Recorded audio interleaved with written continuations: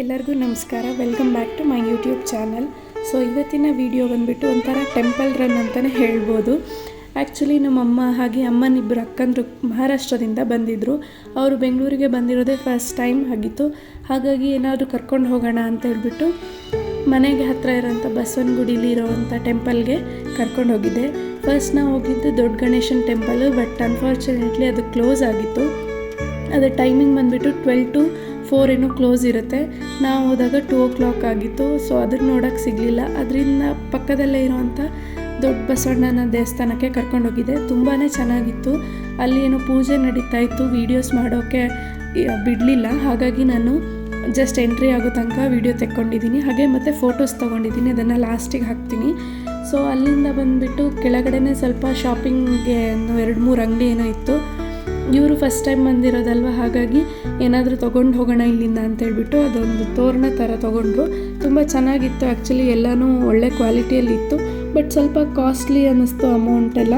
ಯಾಕಂದರೆ ಬೇರೆ ಕಡೆ ಹೋಲಿಸಿದ್ರೆ ನಮಗೆ ಇನ್ನೂ ಚೀಪಾಗಿ ಸಿಗ್ತಿತ್ತು, ಬಟ್ ನಾವೆಲ್ಲೂ ಬೇರೆ ಹೋಗಲಿಲ್ಲ, ಅಲ್ಲಷ್ಟೇ ಹೋಗಿದ್ರಿಂದ ಅವ್ರು ಅಲ್ಲೇ ತೊಗೊಂಡ್ರು.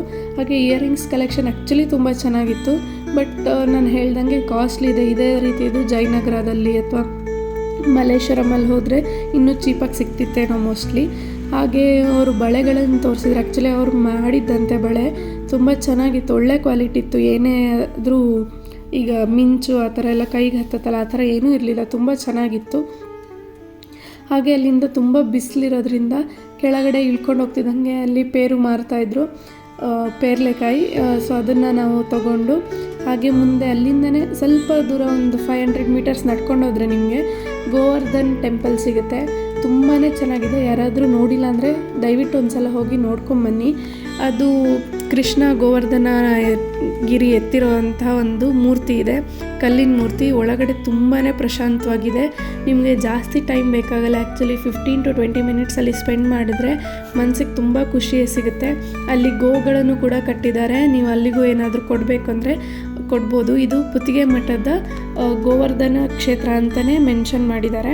ರೋಡ್ ಸೈಡಿಗೆ ಇದೆ. ನಿಮ್ಗೆ ಆ್ಯಕ್ಚುಲಿ ತುಂಬಾ ಚೆನ್ನಾಗಿದೆ.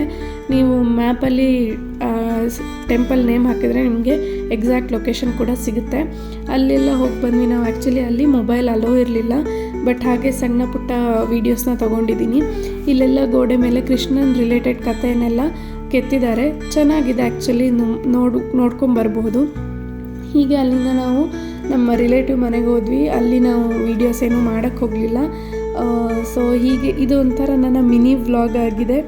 ಈ ವಿಡಿಯೋ ನಿಮಗೆ ಇಷ್ಟ ಆದರೆ ಒಂದು ಲೈಕ್ ಕೊಡಿ, ಹಾಗೆ ಈ ವಿಡಿಯೋನ ಶೇರ್ ಮಾಡಿ. ಹಾಗೆ ಇನ್ಯಾರಾದರೂ ನನ್ನ ಚಾನಲ್ಗೆ ಸಬ್ಸ್ಕ್ರೈಬ್ ಆಗಿಲ್ಲ ಅಂದರೆ ದಯವಿಟ್ಟು ಸಬ್ಸ್ಕ್ರೈಬ್ ಮಾಡ್ಕೊಳ್ಳಿ. ಮುಂದೆ ಇನ್ನೂ ಒಳ್ಳೊಳ್ಳೆ ಕಂಟೆಂಟ್ನ ಕೊಡಬೇಕು ಅಂತ ವೀಡಿಯೋಸ್ನ ರೆಡಿ ಮಾಡ್ತಾಯಿದ್ದೀನಿ. So please do subscribe to my channel. Thank you.